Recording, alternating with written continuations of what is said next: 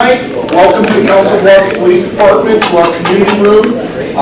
This is not a city meeting, it's not a police department meeting, but I wanted, in light of the inclement weather and a lot of guests here, just give a quick safety briefing in case we were to get a siren or to seek shelter.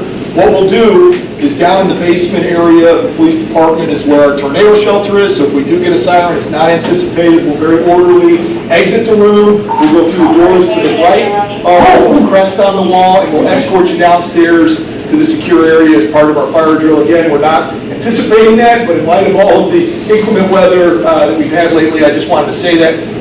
Restrooms, similarly, are right out the door to the left of that crest. There's a men's room and a women's room there. So just wanted to get a little bit of that housekeeping out here. And again, this is not a city meeting, public meeting. Opens Meeting Act does not apply. We would just ask, I know this is a topic of great interest, and the discussion be very civil and respectful, and that everybody, can stay for the duration of the whole meeting. But welcome. Hopefully we won't get any sirens or have to evacuate the building. And with that, turn it over to you guys. Thank you. Does anybody need to get up and grab some coffee, water, some cookies? There's gluten-free options over there, or is everybody set and good to go? Yeah, if anybody wants to, we can take another too. If anybody needs to grab some stuff, help yourself, please. I don't want to take it all home. Yeah, all right here. Coffee, cookies, gluten-free cookies.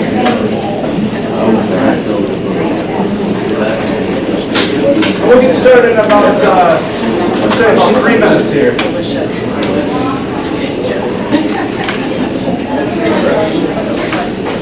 If folks didn't hear the officer, if anybody needs the restroom, it's going to be straight back there, these doors straight ahead.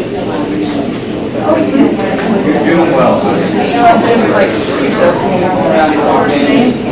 oh yeah, for sure.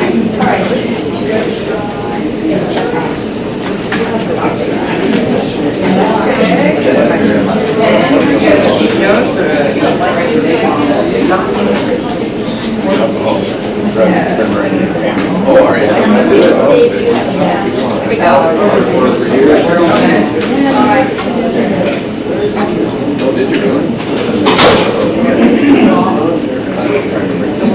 Yeah, just in case. We don't to yell at me. Right over.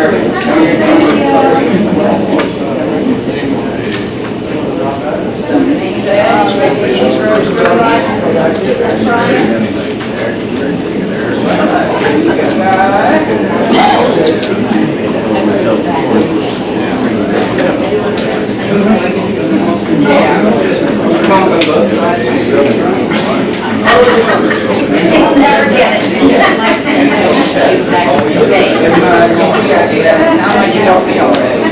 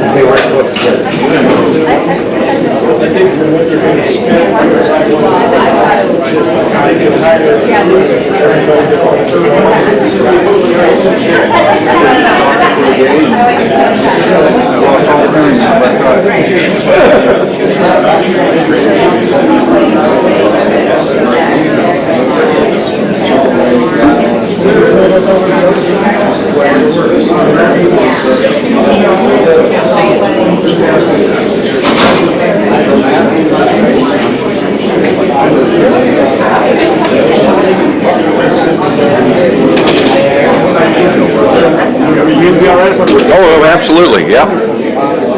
There's some more chairs over this way if folks need chairs. Oh,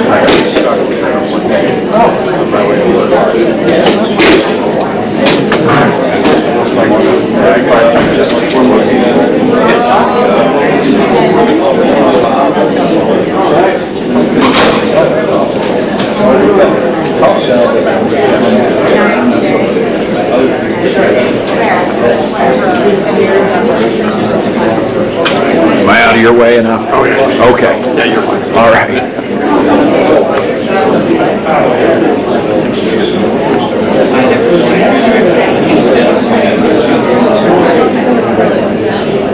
Good evening, folks. Can everybody hear me all right? Yes. Okay, do you think that we need the thing a little better? I can speak pretty loud. So we're going to go ahead and get started here now. I want to thank you all for showing up. And I want to say my name is Dave Bashaw. I'm a farmer, lifelong Iowan, and I'm a community organizer with United Today, Stronger Tomorrow. I want to start off by first thanking the taxpayers that built and provided this beautiful community room in this new police department. So let's give a hand for the taxpayers. Thank you to the Council Bluffs Police Department for working with us to get us into this room. So I'd like to thank the Council. Jerry thinks you need this. Yes. Testing 1, 2. Hello? Hello? Awesome. Hello? How's that? Better? All right, good deal. So, thanking the police department, thanking the taxpayers. I'm bigger. All right. I'd also like to say thank you to Christine White, who's the owner of Sweet Things Bakery. She's a local council of Bluffs Bakery that's provided baked goods for a number of our town halls. So let's give it up for Christine. Also give it up to the legendary Legends Cafe who provided the coffee. Guys, that's Farmers Brothers over there. So thank you all for coming out on this crazy day, 98 degrees and then rain and hail and everything else. What we're doing here today is we're here to engage the community, hear about your experience with blocked rail crossings in Council Bluffs, and to work on an established dialogue between the rail industry, leaders of Council Bluffs, as well as residents of the community. During this meeting, we will listen to stories from impacted residents and give an overview of what our community demands are to Union Pacific. 1, maintain a schedule that will ensure that multiple crossings are not blocked simultaneously, making navigation impossible in some areas of the city. And install train code data technologies and warning signals to mitigate blocked crossing buildup and ensure a better quality of life for Council Bluffs residents, asking Union Pacific to be good corporate citizens for this community that we built together. With that, I'd like to hand it off to impacted resident Andrew, who's going to come up here and run over the rules, because we got to have rules for these town halls.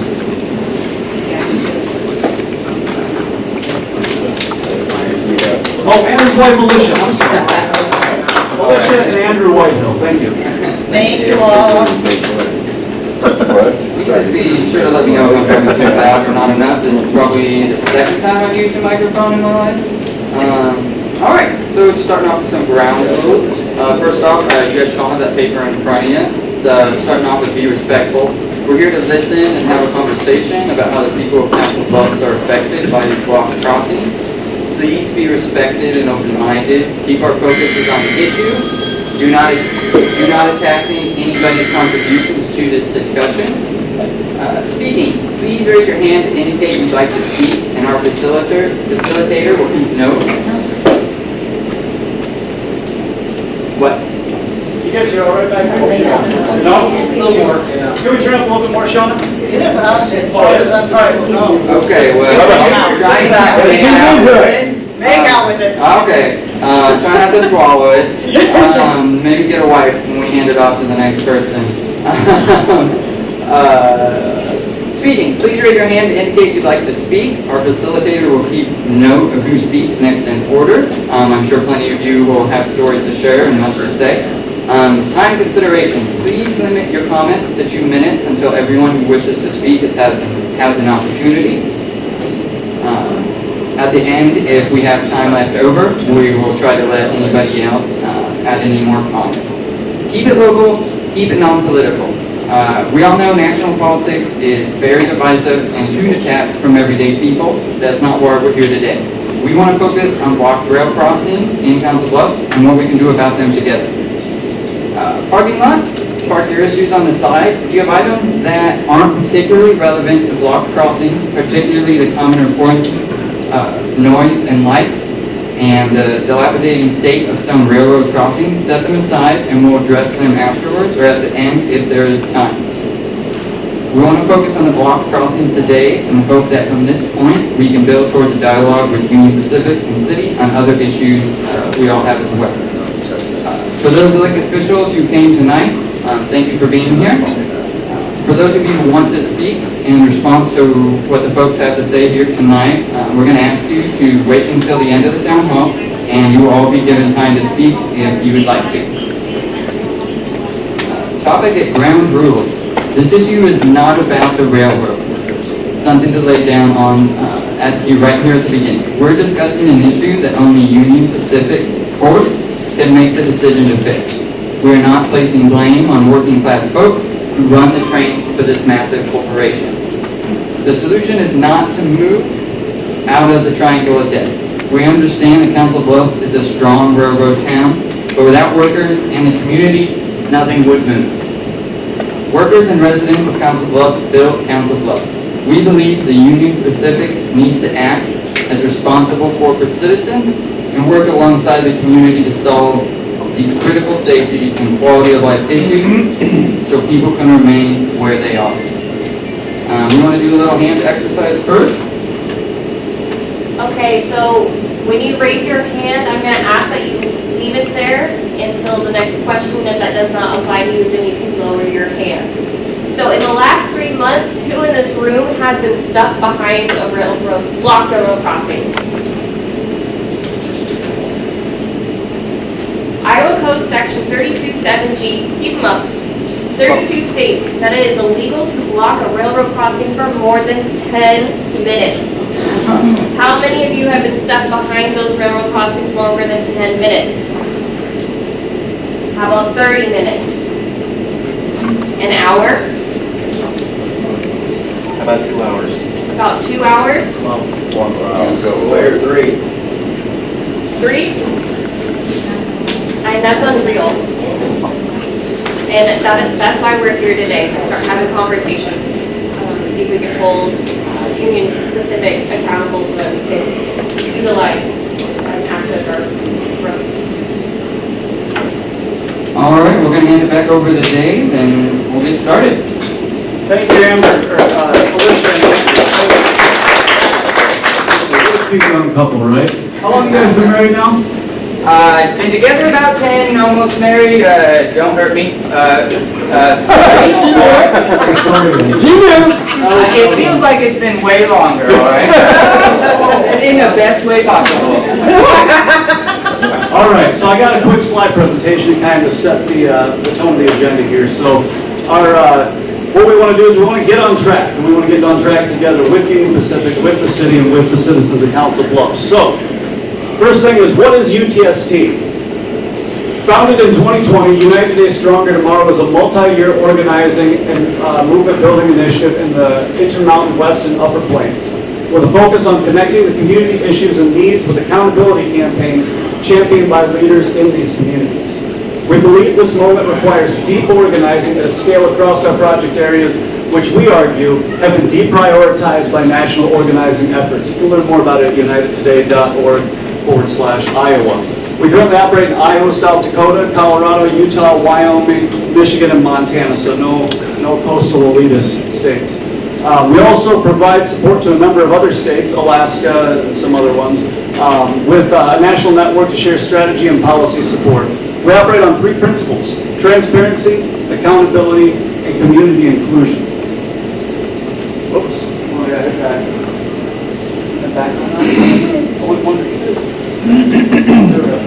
All right, so what's CCPC? Founded in 2020 as well, concerned citizens of Potawatomi County are local advocates for diversity, envisioning big and starting small. It's all about the people. We value and seek opportunities to work with members of our communities on nonpartisan issues to win real things for real people. So here's a recap of what we've done so far on the rail crossing issue. UTST and CCPC has hosted 4 town halls over the last few months, turning out 100 plus Council Bluffs residents. We've done a lot of community issue ID to get to this point. One-on-one conversations with impacted residents, business owners, and community leaders. Power mapping and campaign planning. Building a plan to win deliverable gains for Council Bluffs communities. And what a deliverable gain, the way that I define that is, it's something that people can get together around and when they can see it in their community, whether it's a stop sign or whatever it is, they can say, I did something and I got something, not political promises, actual real tangible things. Extensive media coverage across more than a dozen publications on this issue as well. So we've held a total of 4 town halls, in person and digitally, over the last few months. This will be our 5th town hall with concrete demands for Union Pacific. Through these meetings and dozens of individual conversations with impacted residents, business and service providers, and elected decision makers, we firmly believe that Union Pacific's adherence to a schedule that ensures multiple crossings are not blocked at the same time, and setting an example for others in the rail industry, and an investment into train info installation data and warning signals is the best way to solve this immediate issue regarding the triangle of death. So, why are we here? I took this picture last night when my friend Jerry and I were going to get some dinner. So, a South Council Bluffs community, known unflatteringly as the Triangle of Death, is forced to contend with frequently and often simultaneously blocked rail crossings for extended periods of time that, 1, prevents all entries and exits in and out of the community, creates a serious danger for all residents and commercial property owners and renters and visitors, family and friends. I've heard some stories, family don't even want to come visit you if you're in the Triangle of Death because they don't know if they're going to be able to get out in time. I heard a story from someone that was stuck there on their anniversary for 3 hours. It precludes emergency response such as fire and ambulance from reaching the community. This also causes safety and quality of life issues for the surrounding communities with long lines stretching onto residential roads, as we can see here. Is this 23rd, Jerry? Yeah. Yep, it's 23rd right here. Long lines on residential roads or vehicles speeding through adjacent neighborhoods to try to beat the trains. 8:05, I took that picture here. 8:57 on the way back. I don't know how long it was there, I'm not sure. But that's why we're here today. So the community demands are this. In this map, I just want to be clear, this was made by some folks that, we ain't qualified to make these maps. This is a concept map, so please forgive us. Was it Galileo? Huh? Was it Galileo? So, Union Pacific, our demands are for Union Pacific to cover the cost, installation, and upkeep of train flow data collection devices at high-volume intersections, 16th Avenue, 9th Avenue, 5th Avenue, 2nd Avenue, and Avenue B. You can see it was indicated by the red markers on the map. Installation of train flow warning signals that will alert drivers when the tracks are blocked. Flashing beacons on 8th and 16th Street. The locations, we don't know about it to know where they would be. But what it would be is if you're driving on 8th or 16th and you need to turn, it'll say, whoa, whoa, don't turn. There's train blockers there. Continue on to X turn. We also want train crossing schedule that will ensure that multiple road crossings boarding this community are not blocked simultaneously. These technologies will ensure accountability of that schedule and to evaluate and address issues as they emerge, including capital projects that might be on the books that we want to build with infrastructure funding. What are the most blocked ones that need to be prioritized first? So, with that, I'm going to pass it on to Doug. He's going to set us up for the public input session here. So, Doug.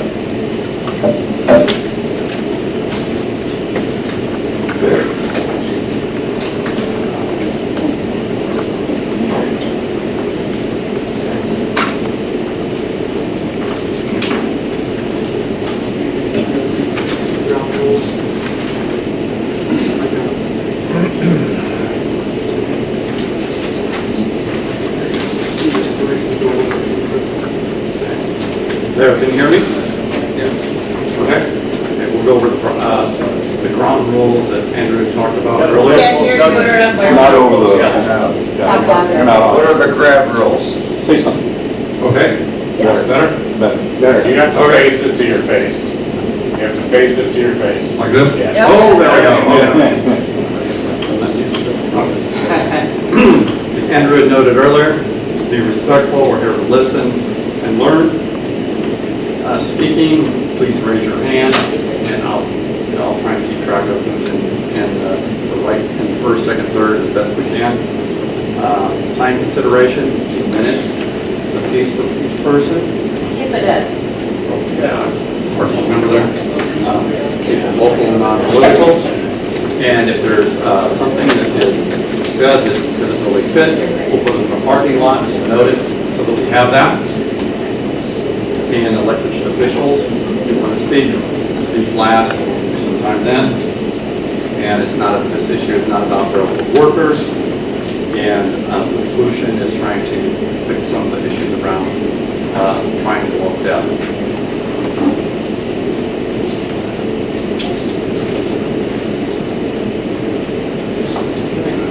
going to start off with Andrew, who's going to speak to set the tone as an impacted resident. Then I see a hand here. You wanted to speak?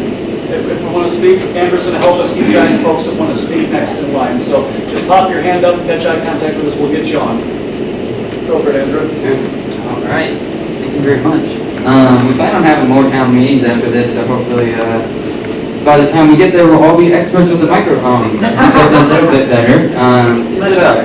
All right. I've lived in Council Bluffs for over a decade now. First moved back up here in 2013 after I graduated from Clarinda High School. If anyone's familiar with the little town. This used to be the big city when I grew up, so I was pretty excited to move to Council Bluffs and neighboring Omaha. I remember the first night that I spent in my home in the south end of Council Bluffs. I was awakened by the house shaking and the sound of a train horn. Then another, and then another. Now, more often than not, the number of horns that blast in the middle of the night far exceeds the number required to alert folks at rail crossings. What started as a nuisance soon became a serious problem as I began to develop migraines, which aggravate a number of other chronic health conditions that I have, such as type 1 diabetes and epilepsy. Luckily for me, I live right outside of the Triangle of Death, about a block away from one of the train tracks. When I need to quickly access medical services, which as a result of my conditions happens with some frequency, I can drive to an emergency room without having to wait for hours in a long line of cars and trucks that are blocked by a standing train at the nearest rail crossing. My neighbors across the tracks who I can wave to from my front yard or backyard aren't so lucky. Just imagine the terror of a parent who would feel when trying to get their child to the emergency room during one of the many times that their family is trapped in the triangle by standing and passing trains. Or anyone who has any other chronic condition, whether it be heart disease, you name it. Beyond the noise and danger of not being able to rapidly access medical services, the rail blockings also make the streets in my community more dangerous. Trucks with delivery deadlines, carpools trying to get to work, even school buses dropping their kids off in time for homeroom are forced to speed through the streets in hopes of beating an approaching train to a crossing, which not only causes an inconvenience to them, it causes a danger to anybody who just happens to live on one of those streets. Imagine just worrying about anybody's child stepping out in the road for just a moment, whether it be to grab a ball, or maybe they're just too young and they're still learning look both ways. Don't get me wrong, Council Bluffs is a proud train town, but it's also a proud town full of folks who look out for each other, a community. One way we're doing that is coming together here today. We're going to sit down with Union Pacific, remind those who have come that, in fact, this is a train town. It's also a town of people who deserve to live in their homes and neighborhoods peacefully and safely. I'm glad to see so many of you here, and I hope for the message to continue to spread, and hopefully after here we can come out of here with some concrete actions to start addressing some of these issues. Thank you.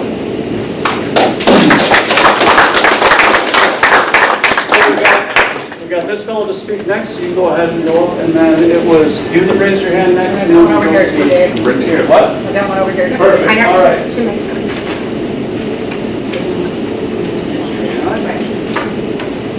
I'm not real good at this, so I apologize. Can't hear you. I apologize if I'm not real good at this, so. Regarding the railroad, UP is pretty much the staple of Council Bluffs. So with that being said, we wouldn't have Council Bluffs without the railroad. Regarding the issues that are in front of us, I think it's an onion issue. I think there's multiple layers of issues that are here. The first one I would say is this triangle is probably a little bit smaller than what's shown on here. I work for a business that's inside this triangle. Excuse me. First thing, the crossings that are being blocked. I think one of the options is to have a better dispatch communication with the crossings that are being blocked. I believe that the 12th Street lead is coming off 23rd. They're building the big trains there. I understand that. That blocks the traffic coming into the cold storage. Plus, they're taking them out of town on that week. The crossings that are on 16th and 17th, just north of 13th Street, they'll bring those trains in and block those crossings. They cannot proceed because there's a diamond there. The train has to sit and block that crossing. If they would basically back up that train one crossing, I think this would alleviate a lot of these issues. I'm not trying to be political, I'm not trying to stir up anything. My business does a lot of work with the city and with the railroad. So with that being said, those are the issues that I would say that are the bigger issues coming into play.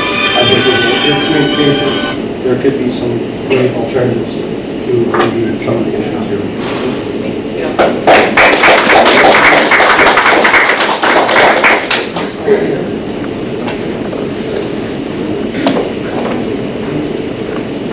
If folks want to, if they want to line up on the side, if they want to go and speak, that might speed things up if they're wanting to.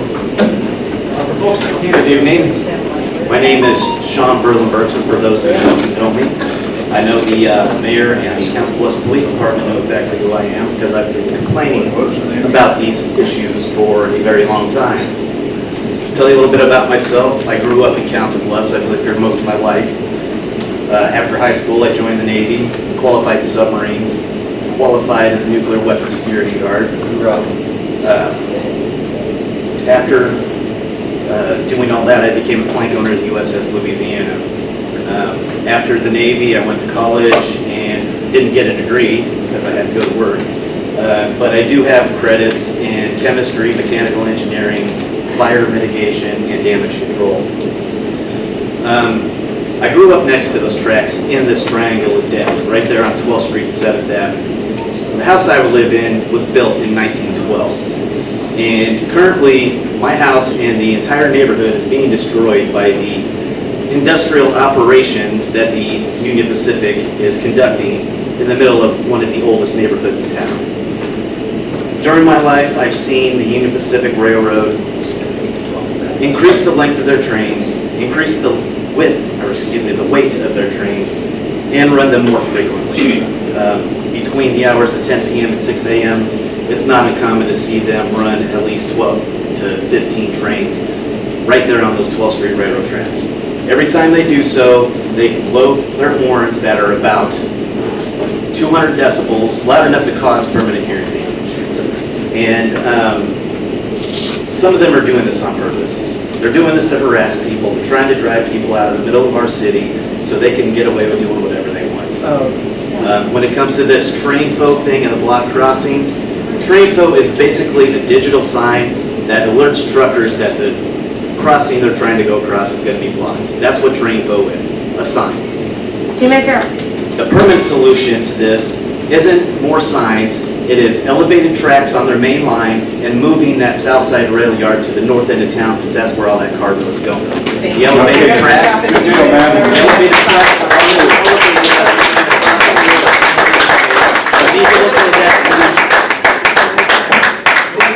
Thank you so much. No wonder it ain't working, folks, it's unplugged. No, it's on. That's just to charge it. Oh, That's okay, just to well, what we're charge gonna it. do is, We don't need to we charge have it. trouble with folks here, so I'm gonna move this podium closer. This is a huge room, so we're gonna move this. Who's next to speak? I got this wonderful person right over here. Here we go, let's get cozy here. She was nice. Oh, right over here? Oh, it was, yes, over here. Are we able to wheel that over here? From here. I Was have that four kids I good? yelled at, so I'm sure you can hear me. They turned you down, Kevin. Wheel this over here. Hey, I know this was hopeless and phase one. I don't know. I just had trouble before. Can you hear me? It is. When you come down Fifth Avenue, on the creek top there, you have a train that's almost finished, and you're like, yes! But then there's another one right there. So you're sitting through 2 long trains. So then finally, okay, you get this done. Go on down, there's another train. So anyway, and another thing, how about, can you get a ticket for running through those flashing lights? Well, they were on forever. There is no train anywhere. So what are you supposed to do? That's one of the questions I have. Thank you, appreciate you. Sure. Now that we know this is mobile. Over here first and then here? All right. I'll tilt this sucker around. I'm just writing her question down. I have no solutions. Had I known, I would have come packed with solutions for the problem. After I sit there behind the train enough time to know what to do about it. Anyway, I just wanted to give you, I live on 2nd Ave and 16th. So it's an extremely busy, noisy corner.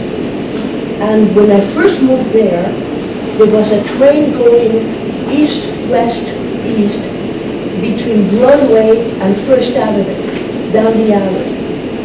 So I have a train on 5th Avenue, on I think it's 12th Street, and another one, there's two more on 12th Street. And then to the south, I have on 5th and 9th and 23rd as well. I'm in the absolute middle of that Bermuda Triangle. And then to the west, out 2nd Avenue is about the only way I can get out. 2 weeks ago, I had an absolute crisis when I got out of my house and I'm heading down 16th South to catch the 80 to bring my cat in a critical condition to an emergency vet. So I'm heading south and I can see that on 23rd there's a train going across. So I started to head down that way anyway to see if I could make eastbound to the next street so I can go around the turn and continue to go to 580. Well, I cannot get across because there's 2 trains going north-south. And then I make a U-turn and I'm caught on 5th Avenue, another train. So I'm right in the middle, my cat is dying and I can't get out.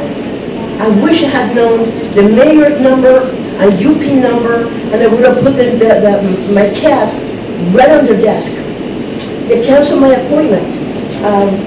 Things like that cannot happen. I was totally surrounded by trains. I thank you. Thank you. And I do want to say, we've had a number of conversations with Mayor Walsh. He's a strong advocate on this issue, so let's give it up for Mayor Walsh.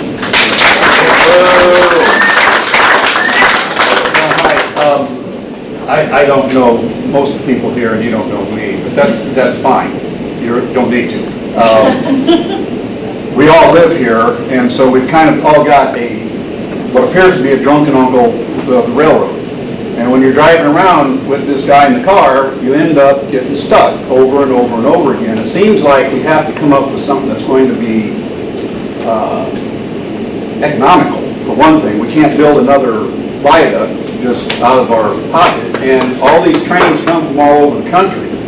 So we can't expect them to have technology in them that's going to match up with what we're going to have to do it. And it's something at the train's tracks that says which way the train's going, how big the train is, where he's at, and have some signage, like LED lights, that says, okay, this train is here, here, here, and here, and having, in these locations would be great.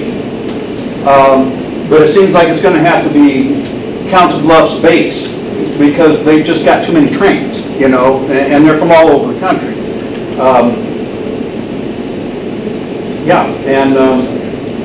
I would like to know more about this train flow because I know that the buses even have at least, you can tell where every bus is at.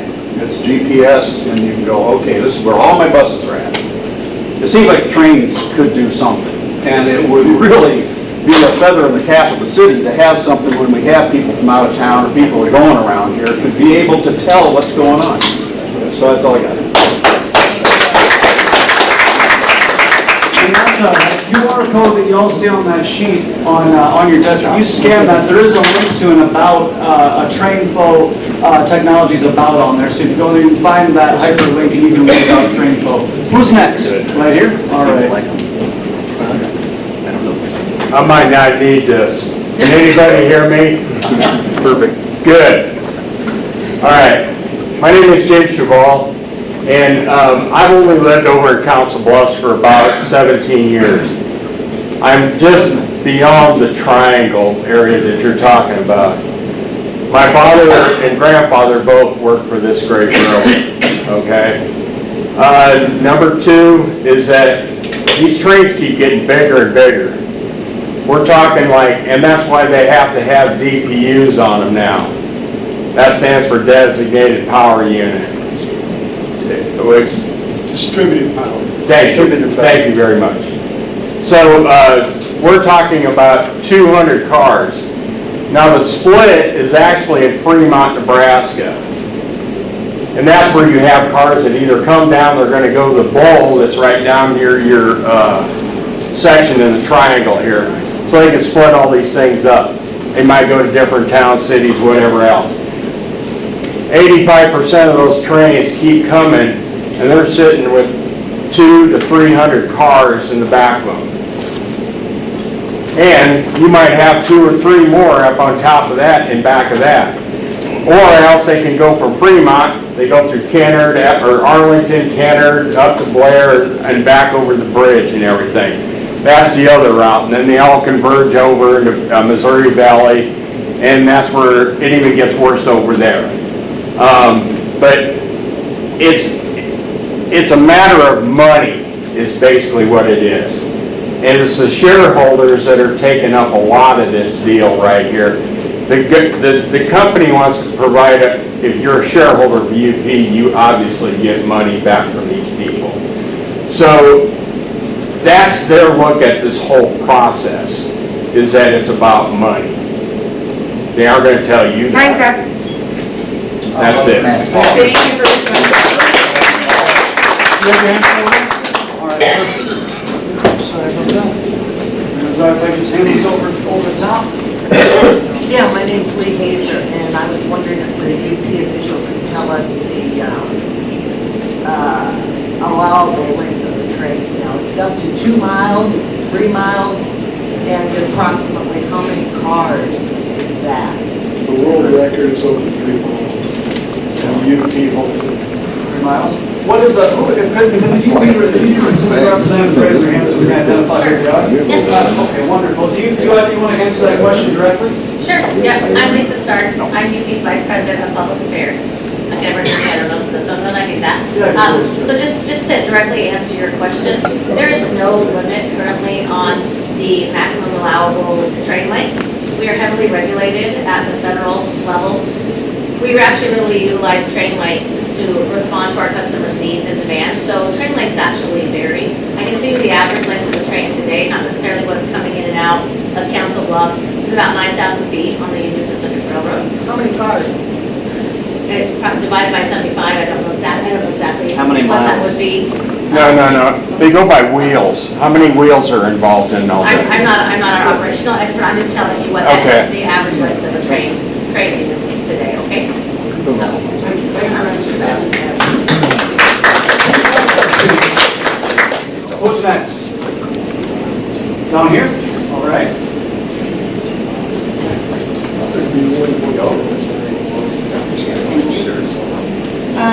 We live in the area just south of Fairmount Park. So a lot of times we're coming off of the South Expressway and we're turning on to 16th Avenue by ConAgra, and we get stopped at that railroad crossing.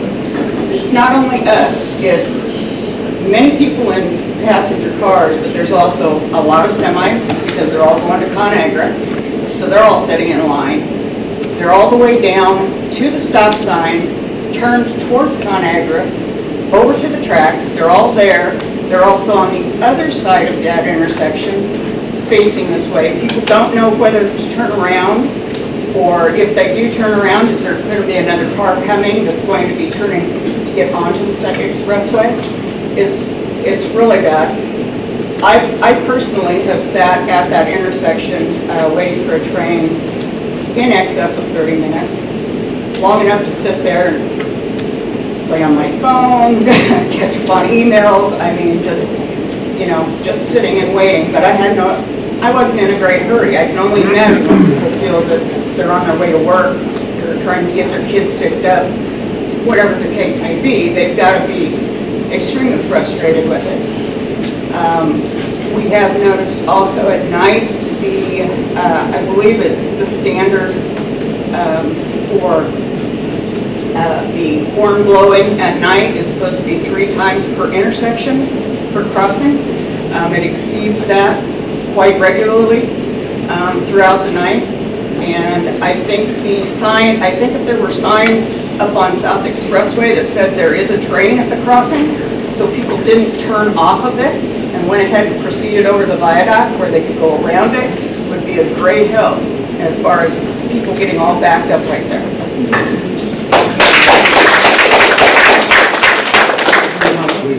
We've got time for about 5 more people. Is there a hand back there? All right, give me a moment, I'm coming around. This thing's pretty groovy. We talked to the IT guy that works here, he said she could do lights this year. Nobody wants them. Hello, my name is Cindy Hanson. Can't hear you. Can you hear me? No, turn on that long voice. Yes.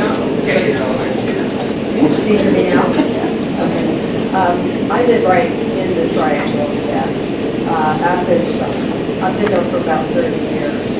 And you get stopped all the time, Ken. There's not a record, there's not a specific time when they ever go by. So you might get there, you might not get to work, you might just miss it. One time there was a car accident and the ambulance came and picked the girl up and another train went by, so they were stuck in between 2 trains and couldn't get this girl to the hospital. And I think that's really terrible. Another thing is, they're so long, and I've heard that if they spend too much time blocking an intersection, that they should get ticketed. But try to find out who you called to get that ticket. You can't, nobody knows. I've personally called 911 before because I can't get it. Sometimes only one gate goes up, and during the middle of rush hour traffic, they're on 16th Street going south, and causes terrible traffic jams. So now semis, they're at ice cap. It's just a mess. All the streets are getting ruined. It's just a big mess, and I don't have any solutions because I just don't know. But I'd like to know at least who the person can call to report these trains that are taking too long to get through those intersections.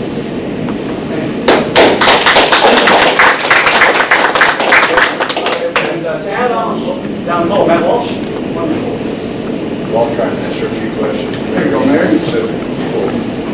So, first of all, the City Council of Bluffs has an ordinance, can't block the tracks for more than 15 minutes, state of Iowa, 10 minutes.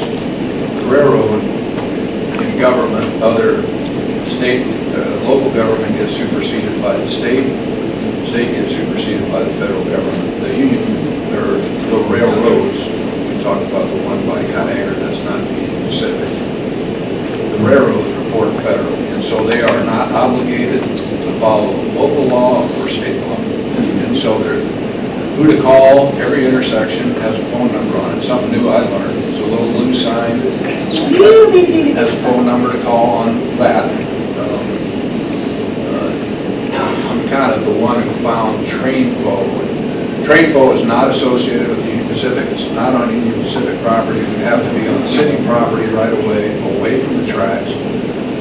And it's triggered either by noise on the track or by a video camera, and it collects data. And so cities could, they're currently in the new infrastructure plan is money for separated grade crossings, which is another word for a viaduct.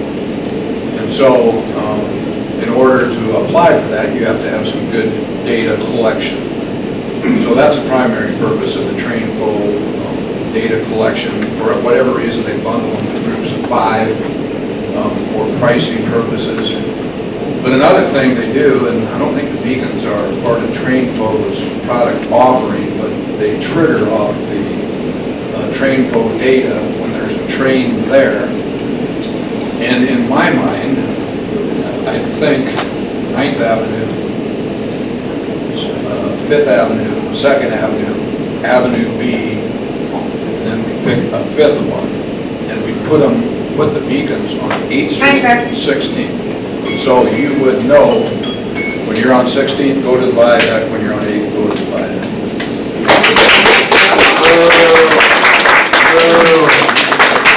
Who else we got next? I see a hand back there. Did anybody raise their hand before? I'm back here. All right, give me just a moment. Up in Northern Iowa, that's where that accent comes from. My name is Trish Marie, and I live in the Triangle. I've lived there about 5 years. And I want to know what the purpose of, when they have a train, that it pulls clear up and makes the signals go down, and then the train doesn't move. It just makes the arms go down, and they sit there 5 or 10 minutes, and then they'll back up and maybe let the arms go back up for a minute, and then they do it all over again. And they'll do this 4 or 5 times. And I need to have the 800 number in my wallet, and I've called it probably 8 or 10 times on trains that are over a half hour. So sometimes it does some good, and sometimes it don't. But I don't see the purpose of pulling up and backing up and pulling up and backing up, and it just causes a lot of headache. I've heard from some of the leaders, because we have dozens of conversations with people across council Bluffs over here. We've had conversations with folks that have seen that there'll just be 2 train cars. If those train cars move just 2 cars ahead, people will be able to get through the crossing. So we're just thank you very much. Who raised their hand? Sorry about that. My name's James Laurent, and I live in the Bluffs above the 16th Street rail car. Clearly, the trains are woven into the texture of this town. They're not going to go anywhere. So I dare say that 95% of the people have one of these in their pocket. These are all based on GPS. If we were to have access to the train schedules, you could look on your phone and see where the trains are at the time and make an educated guess on how to get to where you need to be. I have been trapped in that triangle more than once, and one time I was going to an important meeting and I couldn't make it. And it's very hard to tell a client who's been waiting for you for 35 minutes that you were stuck behind a train. It sounds like a pretty lame excuse. And, you know, the laying on the horns, the rail yard below where I live, they don't even have covers on the lights. So it lights up the entire neighborhood at night like it's the 4th of July. So I think if we have the information that we could make an educated, you know, plan, that would be really beneficial. And the train flow information will report to an app on your cell phone. Cool. And brother here, he highlighted an issue that we hear a lot, noise, lights, whatever it is. We're hoping to establish a longer dialogue with the City Council Bluffs and Union Pacific and the community, an inclusivity committee, if you would. Who's the next speaker here? We have time for 2 more. Do you have this time? Down here, oh, sure, Brian. Oh, Mr. Shea. I don't need a microphone. All right. Brian Shea, I'm with the county. I'd like to ask the Union Pacific reps, what can you do for us? Sure, so, one, really appreciate hearing everybody's comments, and you've actually suggested some things that we probably go back and look at. One, what I'm hearing tonight is, why are the gates down or the lights flashing, but there's no train moving through the crossing or maybe in proximity to the crossing, right? So what we do in this yard, besides serve our customers, we're building trains to send them off elsewhere, and we're receiving trains, right? So that means when we're coming in and out of the yard, we have to do what we call switching movements, right? That can cause the train to sit while you break it apart and get on the tracks where it can be located. The reason that the lights and gates are triggered is because there's a certain distance in proximity to the crossing that makes those go down kind of a fail-safe automatically in case the train does move. So one thing I'm going to do and commit to getting back to whoever the most appropriate person is see if there is something that can be done there to adjust that. So if you're, for example, sitting there and you're like, there's no train coming for 30 minutes, why are the lights and gates down, right? Yeah. So that's one thing. The other thing is we have been in discussions with Mayor Walsh. Union Pacific does not invest in TrainFo, that's not our system, we don't utilize it, but we do know that the city of Houston has been utilizing it pretty recently is my understanding. And so we talked to the mayor about connecting the city with Houston and the people who are most familiar with that technology so they can really share what are the positives and negatives and their experience that they've been seeing with it. Houston, you can see it Yeah. real time. You can Yeah. watch the trains move through the areas. Yeah, exactly. And then, as the mayor mentioned, there's a huge opportunity at the federal level right now for infrastructure funding related to studies as well as actual investment in grade separation. So that's what someone's saying, a viaduct, similar thing, separate the railroad tracks from the roadway. You know, those projects do take longer term, right, to get on the books because there's a lot of planning that has to do with it. There's, you know, a whole lot of things that go into it. The other thing I want to do is make sure, yes, at every crossing, there are two things. There's the blue placard, which is a federal requirement that we have a number there. But Union Pacific also has 2 additional ways that you can contact us directly. So before we leave, I want to make sure that everybody has that number, and I can give it to you right now. But one is for our Response Management Communication Center. That is like the 911 center of Union Pacific Railroad. That we deal with emergencies, but we also deal with taking regular reports of community impacts, right? Vegetation, homeless encampments, block crossings, etc. So that number is 888-877-7267. That's response management. It's called RMCC, Response Management Communications Center. So I do want to be clear on this one. If you call it in and report it, we use it as part of our overall data to analyze what is going on at the railroad. And the best thing that we can have is the data that comes from the community to tell us what's happening if there is a block crossing. Okay, so if you call that number, unless there's emergency, the train's probably going to be there, but it does help us really, really understand what's happening boots on the ground, right? And so from an operational perspective, we are so data-driven, we can look at that data. And so we know it's not super convenient to pull out the phone and make that call, but it's super important from our perspective. And then the other thing we have is, and I'm not remembering exactly, David, do you remember Notify UP? We have an online tool where you can just get on your phone and you can also send that same data and information directly to UP. And we'll make sure that you have that, whoever the best person is to have that, we'll send the follow-up information. So I want to make sure that you know that's available. So those are kind of the initial things that we're talking about. I know our senior operating person who's responsible for the railroad in this area has come to meetings and met with the mayor very recently. I was going to ask, because he's relatively new. Yeah. And he felt that he was cognizant of what we're calling the triangle of death, and that he was trying to avoid that, not the term, the congestion, and he thought he was addressing it. So does it continue to be a problem, or is it better? Worse. It quieted down briefly for a minute in the period that Dave notified me of it, but I can even say, I was out of town last Friday before, though, hours and hours. Everything was blocked. And, I went up and talked to these neighbors I didn't know, and they were like, hey, it's been actually since 2 p.m. this has been going on. He's committed to working on it. Dave and them can attest that I answer a lot of emails while we do these trades and snaps and pictures of one car over and whatnot. And I get a certain right now, I think at what time I'll get home tonight, because I will probably have to go to 3 routes to figure out how to get home when I leave. Amber's sending me emails and pictures at 11:30 at night all the time, being stuck at those railroad tracks. Before we go to the next section. Let's let Brian finish his. I really just wanted to see what Union Pacific Oh, would say. okay. Yeah. We've heard everybody's got a story here. Right. Everybody does. We need a solution. Yeah. And UP's not hearing all what's going on. These people could die sitting at an intersection.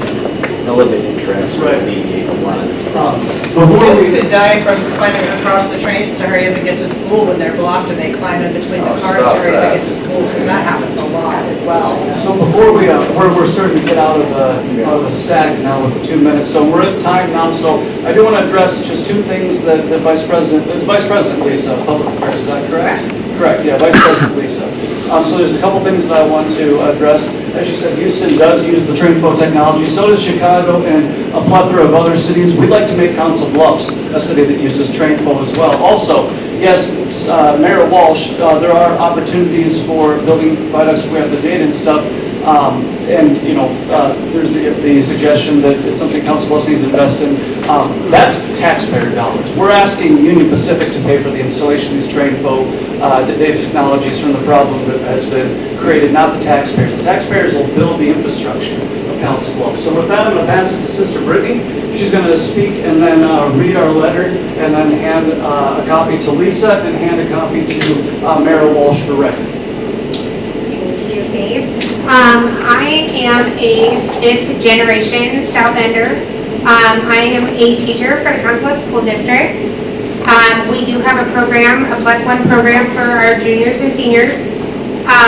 They graduate, basically Iowa-Western, with a welding certificate in hand their junior and senior year. They get it during high school and they move on.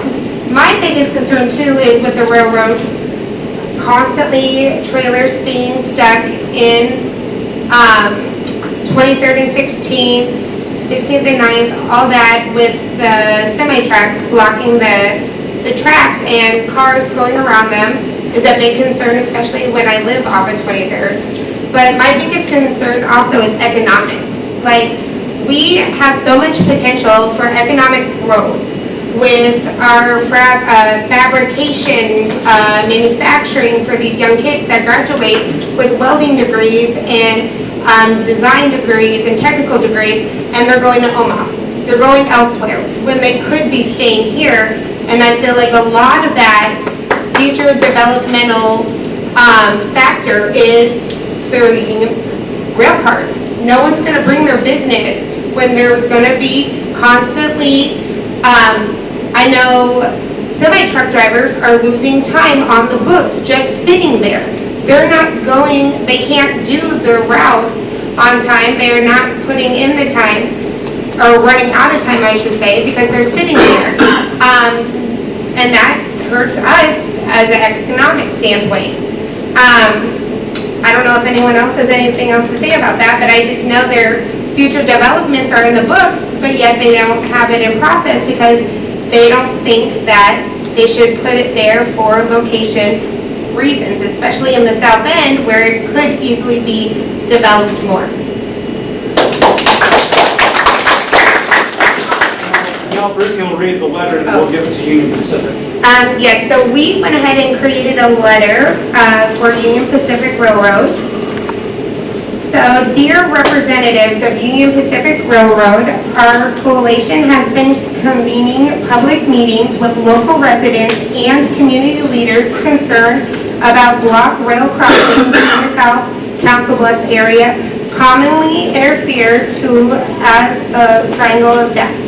Residents, commuters, business owners, and their patrons, and all visitors to the community must contend with lengthy waits and rail crossings and frequent occurrences when all rail crossings bordering the area are simultaneously blocked for extended periods of time. We believe that this poses a serious public safety issue for members of the community unable to access EMS services and other critical resources. It also has potential economic impacts for both residential and commercial businesses, drivers to get stuck waiting in rail crossing traffic without the ability to reroute efficiently or in a timely manner. We are pleased to hear that Union Pacific has indicated to Mayor Walsh that they are aware of the issue and invested in creating a train crossing schedule that will ensure that multiple railroad crossings bordering this community are not simultaneously blocked. We believe that accountability and communication between residents, local leaders, businesses, and the rail industry is essential to successfully remedying this issue and all of the delicious impacts on the community. Alongside schedule creation and adherence, we believe that additional steps should be taken by Union Pacific. They include acknowledging and agreeing to the City of Council Bluffs and Mayor Walsh's request to, 1, cover all costs of installation, operation, and maintenance of train-fo data collection devices at high-volume intersections such as 16th Avenue, 9th Avenue, 5th Avenue, 2nd Avenue, and Avenue B. 2, covering all costs of installation, operation, and maintenance of train-fo warning signals, alerting drivers when the tracks are blocked, flashing beacons located on 8th Street and 16th Street, alerting drivers to proceed to Broadway. Council Bluffs is a proud railroad town. We believe that we can work together to improve public safety, economic outcomes, and the quality of life of this railroad-bordered community.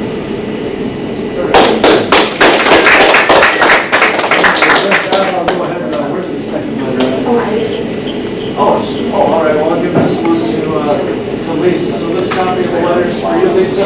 How many folks, who wants to guess how many folks signed this letter? Take a random guess. 380 people, 384 from Council Bluffs signed this letter. Thank you very much. So, what we'll do now is we'll give an additional 2 minutes to both Mayor Walsh and Trainville representatives to respond to the letter if they'd like to. Mayor Walsh? UP representatives? Huh? You mean UP representatives? What did I say? Oh, yeah. Well, the only thing I'd say is some of this is taken out of context a little bit. The paragraph where we believe accountability and communication between residents, local leaders, businesses, and rail industry is essential to successfully remedying the issue is certainly in context. But the fact that the Union Pacific has committed to schedule creation and adherence to believe that additional steps should be taken, including acknowledging the agreement of my request, that's, and I guess it's the paragraph above that really concerned me. It said that we're pleased to hear the Union Pacific has indicated to Mayor Walsh they're aware of the issue, which they have, and invested in creating train crossing schedules that will ensure that multiple railroad crossings in this community are not simultaneously blocked. That is not a factual statement. And I'm not saying that I asked them to do that. My research is that it is railroad right-of-way, and they have all the rights to the railroad right-of-way. So They don't have the right to disregard local ordinances, such as conducting industrial operations in the middle of a residential neighborhood. Other businesses can't do that. Why is the Union Pacific getting away with it? Well, I apologize, brother, we've had our... They're destroying our infrastructure doing. They've broken 3 water mains next to those 12th Street Railroad tracks, and that's just in the past 12 months. Hopefully that's working. I appreciate receiving the letter. I don't have much of a response to it, because that's the first that I've actually heard the text, but I think what you did here tonight is there's some takeaways and some commitments that we've made to look into. The other thing that I was wondering, if it's of interest, one thing that we find to be really helpful for people as we're all kind of troubleshooting is understanding more about what exactly we do in our yard, what train operations look like, why we're sounding the horn when we are, right? Because we know that can be a nuisance issue, but there's reasons that we do it.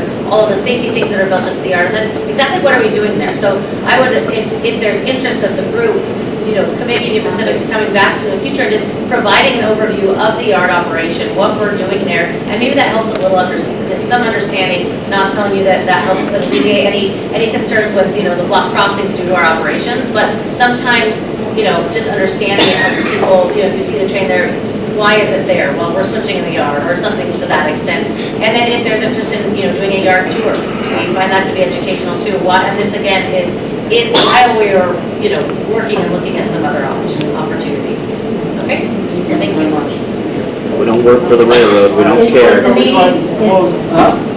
What was that? I do have a statement, but it's not about railroad crossings. You told us that, At the end for other road, yeah, we're Yeah, just for about to the other- end. here, okay, yep. perfect. So, and I do want to respond to Mayor Walsh, so that would, if there was any, anything taken out of context, that was on me. Sean cleared it up, and it was in relation to the triangle of death. Oh, yeah. And one of our masters promised me that he was aware of it. Yep, that's what we're talking, okay, so we're good. Okay, good deal, all right, I gotta look at what the schedule is here. So, just to close up here before we get to other stuff here, we want to emphasize that we anticipate a timely response and commitment to these demands from Union Pacific, and we look forward to a deeper dialogue with the community to address other issues regarding rail crossing and the operations of the rail industry in Council Bluffs. So we will be back in touch for an answer to the demands of the letter, as well as bringing together another town hall to learn more about the train crossing, the whistleblowing lights and things like that. So in closing, I want to say thank you for showing up, and I want to open it up for anybody else. Amber would like to speak still, she didn't get to speak. Oh, hi, Amber. Hey. Okay, and then we'll go right over here. She didn't get to speak earlier, so. Everybody had some great stories tonight and things to share, but I think there's a lot of basics that are missing that are very urgent that we're not discussing. And like one is the fact for those of us that just want to go home tonight, and I want to go home and not plan every time I leave, an hour and a half, 2 hours. So this next upcoming year, I will have children in 2 different schools in 2 different soccer leagues. And I honestly don't know if I will be able to accomplish this because, getting in and out. Like I've told the story of, my child being early to school, forgetting their laptop, going back, and now it's being an hour late for school. And then getting back in, dropping my child off, being late for, for different, just always, during COVID, whatnot, having, doctor's appointments right now, specialists that take 6 months to get in, missing them. This small area now, having semi-trucks reversing, having my daughter who just graduated from UNO, college student, to be a teacher, her vehicle smashed and ran by a semi-truck trying to reverse through the neighborhood. When it's below zero and your child's trying to go to a bus stop and, is the bus going to come? How long are they going to have to wait 2 blocks away? Everything that you go to do in the conveniences in a day, or the security for your children to come and go from your home is being not minor inconvenience, it's being significantly impacted, and it continues to grow. So at this point, it's not something that we can sit and rest and say, these minor inconvenience, let's plan ahead, let's brainstorm. There really is not a solution for that us residents can do. We cannot plan ahead for this. We don't get any forgiveness from school when we're late. You can't expect everybody's employers, to give us forgiveness to be consistently late all the time. And again, as said, another example, neighbors that have caregivers that come into their home, they give them baths, they give them meds.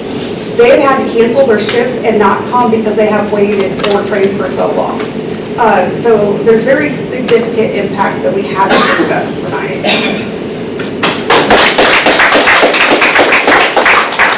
We hope to discuss those issues in the future. So there's right over here, we've got time for maybe like one more person, so. can she have her paper, please?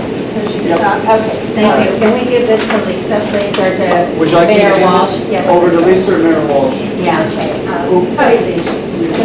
Thank you. Thank you, Lisa. Thank you for coming. Closer, yep, right up there, right up on. Hello? Hear me? Closer. Closer. Okay, just this way. Okay. So I'm here to talk about, not exactly the railroad crossing, about light pollution.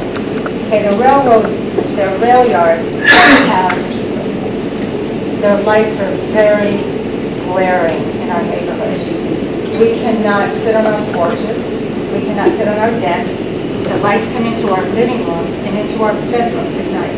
We have no enjoyment in our outdoor spaces, and we're just sick of it. And there are things that you can do to fix this. can put shields on them, or you can reverse, like the ones on 8th Street, the ones that you have a picture of right now. That's from our living room window. Right. Okay. So that's like 16 lights that go all the way down, and they're directly into our homes.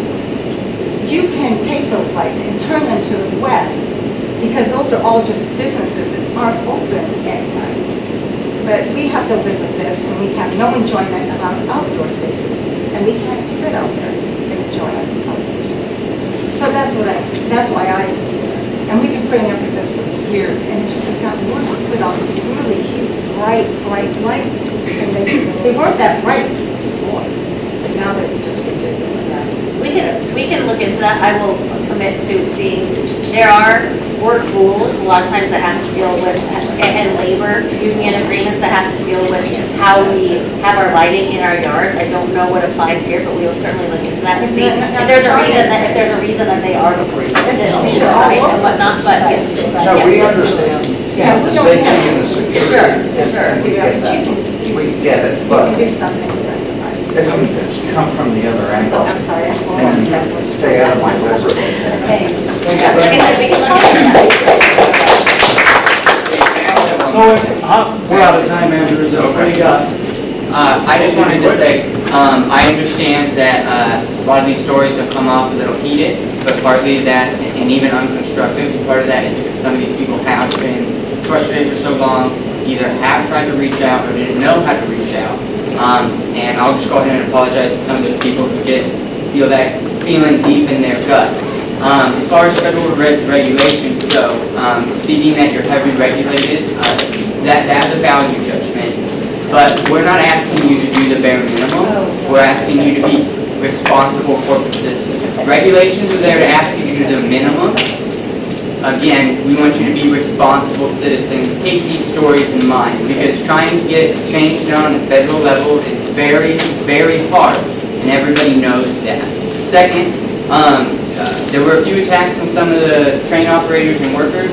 Reminder, these people are working class citizens just like most of us in this room.